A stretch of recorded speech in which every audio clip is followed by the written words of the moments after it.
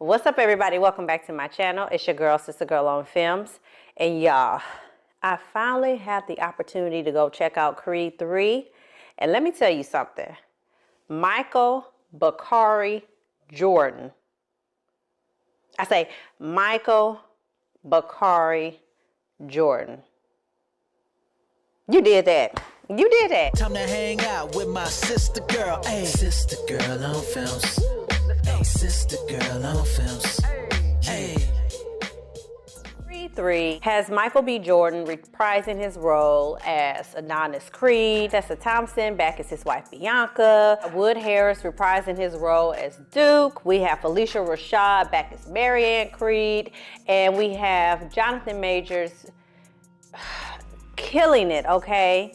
Killing it as Damian Anderson. And we are introduced to Mila Davis Kent, who is playing Amara, Adonis, and Bianca's daughter. Adonis Creed, he has retired from boxing. He's basically doing like boxing promoting now, and he's bigging up like his newest fighter. He's like the heavyweight champ.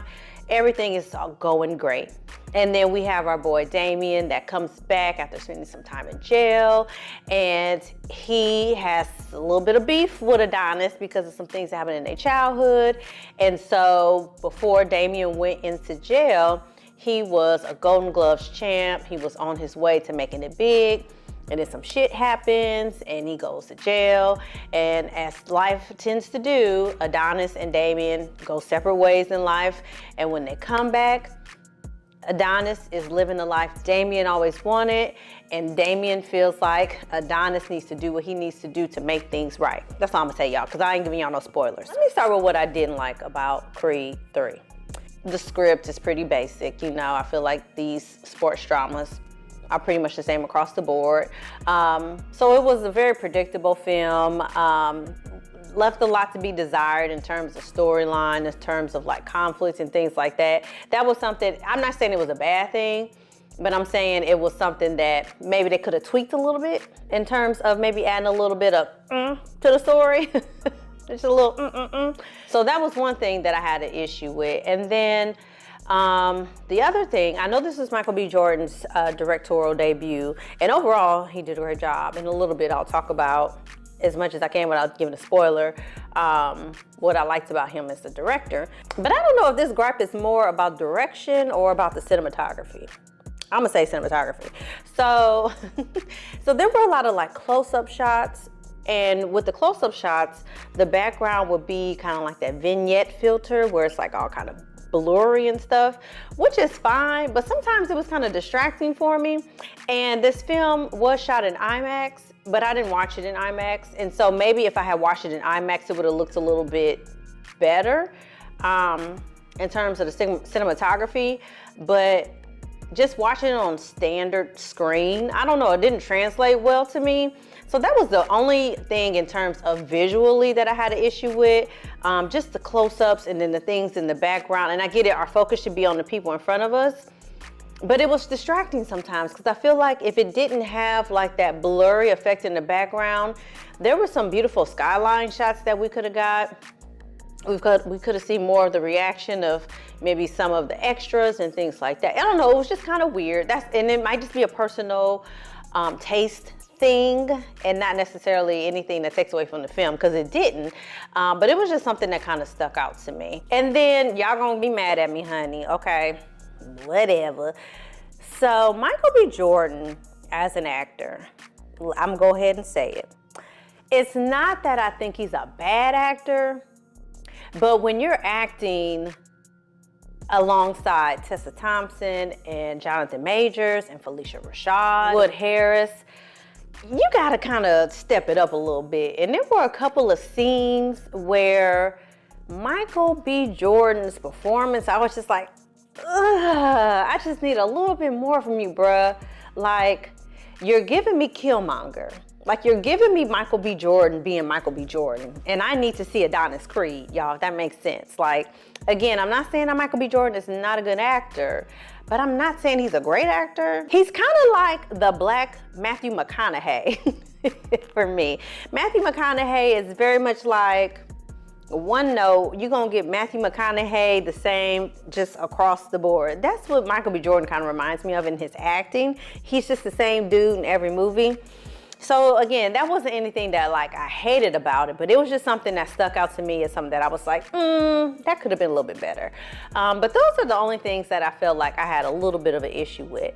But overall, I enjoyed Creed 3 so much. For this to be Michael B. Jordan's directorial debut, my guy did that. He did that. Like the first beginning of it was, like I said, very much formulaic in terms of storyline. But when we get to the climax of this movie, first of all, let me tell y'all, I had to go to the restroom. Usually it's cool. Usually there's a part in the film where you're like, okay, I'm cool. I could probably just go to the restroom. But I felt like this movie, it felt like it was kind of fast paced. So I felt like there was no good time for me to go to the bathroom, which is a good thing. I felt like if I go to the bathroom, I'm gonna miss something. And even on the way to the bathroom, I had to stop in the little walkway because I was like, oh, wait, this is something I wanted answered. So I had to sit there for a second. I was like, okay, let me hurry up and go. I almost ran to the bathroom just so I could come back and not miss anything. I think that speaks to how well he did in terms of direction, bringing the characters to life, the development of the characters. Like Dame, I was so conflicted with this character. And he's our antagonist, right? But once you get to know his backstory, it's hard to see him as our like villain. And in a way, I feel like there wasn't a villain in this. And maybe that was something I could say that I didn't like about it. I felt like there wasn't a villain. I didn't feel myself rooting against anyone. And I feel like that's kind of the thing with these like sports dramas, is that there has to be like a core villain. Like you have to feel like our protagonist has the possibility of not winning whatever they're competing in. And although Jonathan Majors, you know, visually, he looks really big. His demeanor was very like rough in the movie, his character was. I don't know, for me, there wasn't a time when I felt like, oh shoot, Adonis might be in trouble. I never felt that. And that's one thing I feel like was missing in that. But we're talking about what I liked. Okay, wait. But so Michael B. Jordan did a great job directing this. Jonathan Majors' performance, baby. Jonathan Majors' performance. You could ask this man to play the role of the broom standing in the corner. He could play the hell out that broom standing in the corner. Like, this man can act his ass off. And at first, with his performance, I was like, I don't know what's happening here. I don't know, am I about to see a bad Jonathan Majors performance? But then it clicked to me, like, he was really playing like this guy that had spent time in prison. He was really playing this dude that was like very arrogant after some events unfold. He was very arrogant. His performance of Dame, or his portrayal of Dame, reminded me a little bit of Deontay Wilder in terms of like his attitude and how like outspoken he was. Like there was one scene where he called into a show to kind of antagonize Adonis, and I just immediately thought of Deontay Wilder. I don't know why. I don't know if that was intentional, but that's kind of what was giving me. And at that moment, I was like, oh, he is killing this role. Jonathan Majors is killing this, because I could see him as a boxer that is very arrogant, very cocky, got a chip on his shoulder, like he's selling it. So the performances were amazing.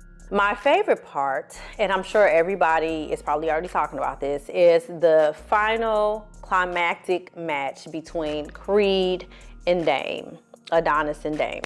Y'all, this is when Michael Bakari Jordan was in his bag. Let me tell you something. He was in his bag. The editors were in their bag. The cinematographer was in their bag. Like, they were in their bag. Like, I did not expect the visuals to go the way that they went, but baby, when they did, I was all in. Like, my heart was racing. I was like into it. I don't know why the change that happened on that screen was so like hypnotic almost. Like, I could not take my eyes off the screen. It was so good. Oh my God. And then This is when Michael B. Jordan, honey, I don't know what notes whoever on set gave you, was matching Jonathan Majors' performance beat for beat. And I'm like, where was this performance at the whole movie, Michael? Because we needed this. But that last final scene, so good, y'all. Like I said earlier, sports drama films are not my fave, but I will rewatch this one. I don't rewatch them too often, but this one, oh, I plan to go see it again just because of that final scene, okay? And then let me just shout out. So, you know when the fighters do like their walkout, their entrance or whatever to the ring?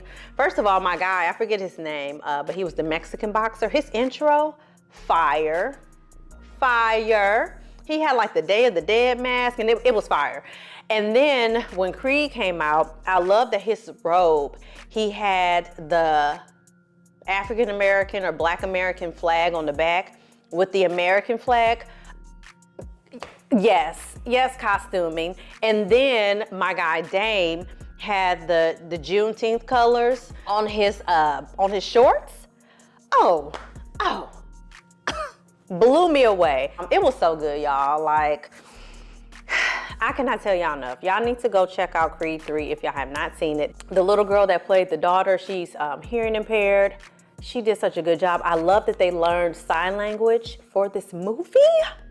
And full scenes, just silent, and them signing. Oh, beautiful. Look, Michael B. Jordan, I don't know what your plans are in terms of directing and what types of films you want to do, but baby, whatever notes that you were taking along the way in your acting journey, you applied them bitches to this movie because you did a phenomenal job. I'm saying this like he might watch this. Y'all never know because y'all, I still cannot get past the fact that Monkey Paw Productions saw my review of Hunk for Jesus Save Your Soul.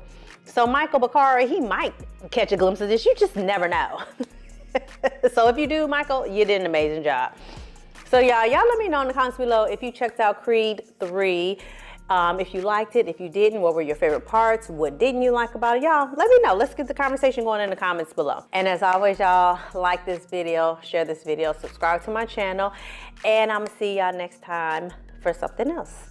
Thank y'all so much for y'all support, and I'm gonna see y'all next time.